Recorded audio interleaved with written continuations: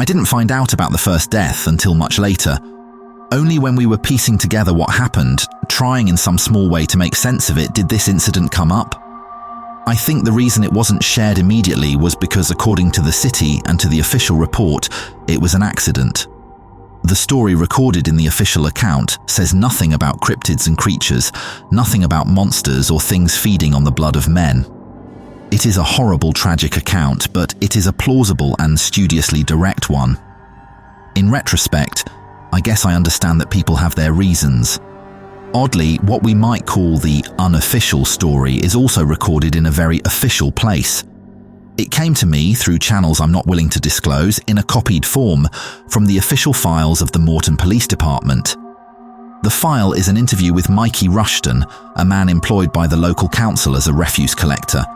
One night in early January, he wandered into the police station and gave a statement about an accident that had occurred during one of the morning refuse collections.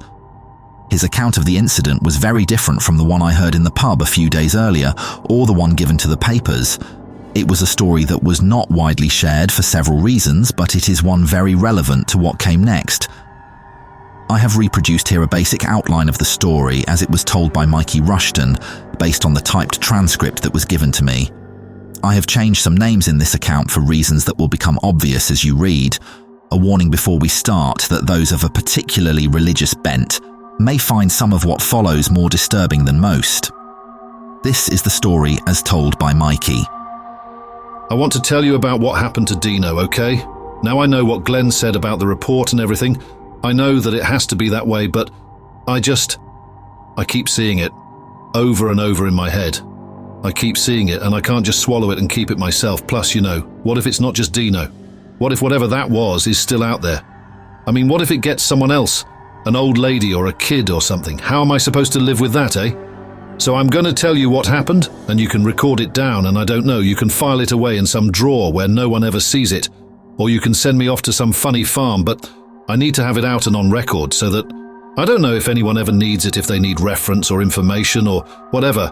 At least somewhere, someone has got it down and knows the truth. So basically, me, Dino and Glenn were on shift that morning doing the bins. I get on with all the lads doing the collections, but I've got to be honest and say that this is my favourite crew. Me and Dean have been mates for years, even before I got this job, and Glenn is a legend of a boss, We usually go out at about 4 a.m. with the big bin wagon. The one we were using that day is the biggest one in the fleet with the widest mechanism in the back for compacting the bags and crushing it all up neat and tidy. The council in this area technically has 2 of these, but we lent one of them to Ailsea Council about 6 months ago, and it's yet to come back. So this particular bin van has been getting a lot of use. In a way that's good because it plays well in the reports, The machine was overworked because we had to keep using the same one over and over. It's all detail that can be layered up to add to the story, So anyway, we go out on the back of the truck. Glenn is usually driving whilst the 2 of us hang off the back. Every time we come to a bin bag or a wheelie bin that's been put in the right place, us 2 skip off the truck, hook the bin up to the compactor and press the button to let the thing go up and empty it into the belly of the beast. Then there's another button to crush the stuff down. 9 times out of 10, we leave compacting between collections. Technically, we are supposed to put one set of rubbish in, compact it, then move on to the next and so on, but in reality, we might make half a dozen pile up and then compact the lot, firstly because it's quicker, and because it just seems like a waste of time to put the whole thing in motion for like one Tesco carrier bag full of stuff, Anyway, there's sometimes more to it than that, and there's a lot of guidelines and procedures about what you can collect when and which bin on what day and all that. But in essence, that's the core of the job: collect it, hook it up, crush it, drive on to the next. Now, a lot of people look down on refuse collection as if it's like a lowly job. I remember when I was at school, our maths teacher bollocked us all once because we were messing about, and part of her little rant was to say, if you lot don't knuckle down, you will never pass your GCSEs, you'll leave here with no qualifications, and you won't be able to get a decent job. Do you want to end up working at McDonald's or as a bin man? That was meant to be a threat. If you don't do what we tell you and learn all this useless trigonometry that you'll never use again in your life, then you'll end up in that dirty, demeaning job. I can still remember her face when one of the lads said, "My dad's a bin man." It was like her whole career flashed before her eyes. She started backtracking straight away, saying that what she really meant was that we had more potential, and that even though it's a fine job, a very good job in fact, it wasn't what she imagined for us. In some ways, it was fun watching her squirm when she realized that she could be in trouble for saying that. The funniest part was that Dino's dad wasn't even a refuse collector. He just said that because he knew it would make her think twice. Still, it's right though, isn't it? People shouldn't look down on you because you do a necessary job. They'd be surprised if they saw my wage packet too. As Glenn always used to say, it's a dirty job, but someone's got to do it. And if that someone is me, I want to pay well. Anyway, I didn't mind the job at all. I actually quite liked being out that early in the morning, when the streets are quiet and there's no one around. It's not so nice when the weather is bad like now, but on some mornings, even when it's cold, it can be quite nice, because everything's silent. I don't know why, but when it's icy cold, things seem even quieter than usual. It was cold that morning. There was still snow on the ground, but a lot of it had hardened into ice, so we had to be careful getting on and off the truck. You also had to be careful about the lack of light. It's still pitch black at that time of the morning in winter, and the street lights reflect off the ice, so everything is either completely dark or it has a kind of orange glow. I won't lie and say that it's never creepy. Sometimes when you get off the truck and you have to go up one of the entrances between houses, or you have to go to some quiet bit around the back on your own in the dark, it can feel a bit weird, but because you're together it's usually okay. So we were doing our usual rounds when we came to a pile of bins up by the old church. It sounds daft, but you kind of get used to what each place or household tends to throw away, so when that changes, you notice it. Up at the church, it was usually always garden waste, where Claudettes trimmed the hedges and the bushes, or it's big flower displays that have started to go a bit funny and have had to be chucked or replaced for a big event. I'll admit that once or twice when the flowers were still good, I've nicked a few, stuck them in a bouquet, and took them home for my missus as if I'd bought them. On this day, there was the usual plant waste, but next to the bin there was also a statue. Now obviously that seems weird already, because why would they throw one of the statues away? If it was broken, I guess you would have thought they could repair stuff like that. Either way, I got up close to it, and I'll be honest, I was taken aback before I even got too close. It was a religious statue, but it was kind of wrong. For a start, it was massive. Made from pot or alabaster or whatever it is they make those statues out of. It wasn't carved out of marble, I know that much, because one part of it was smashed, and you could tell it was hollow inside, like it had been made in a mold, but who the hell would make a mold like that, I didn't know. The thing was bigger than me, so I shouted to Diano to come and give me a hand with it, and as soon as he saw it, he sort of stepped back.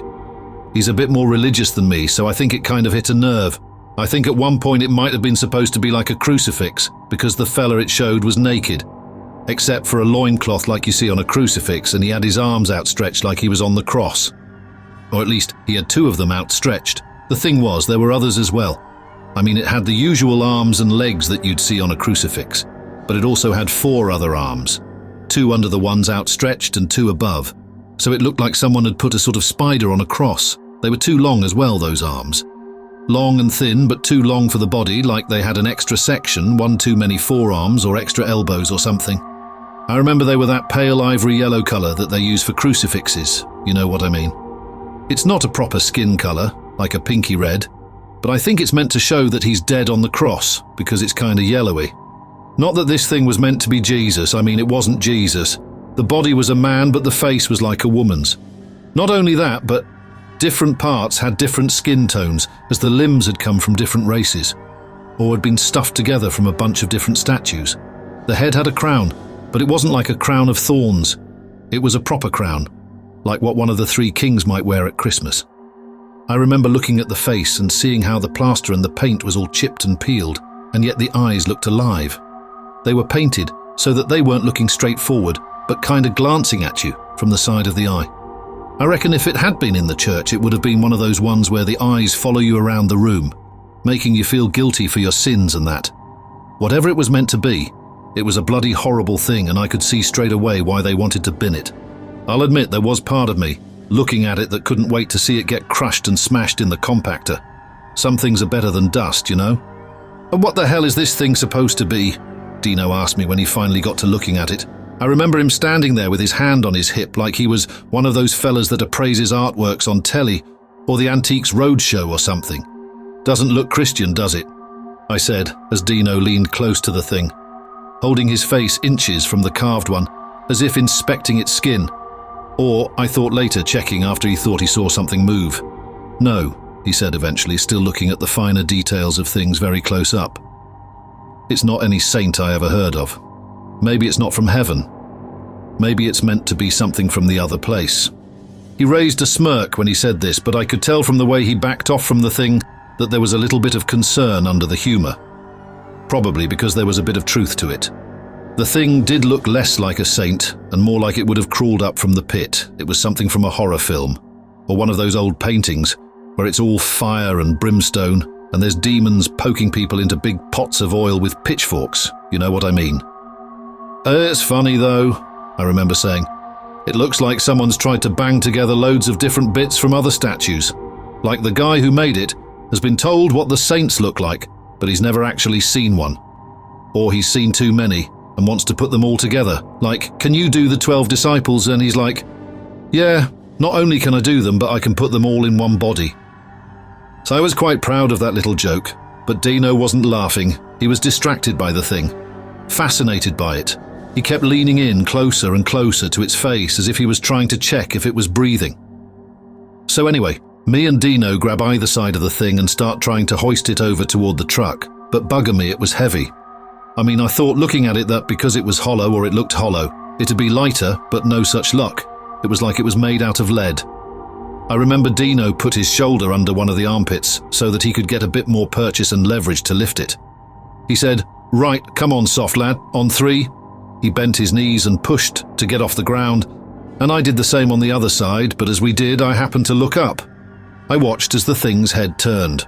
Story continues next week.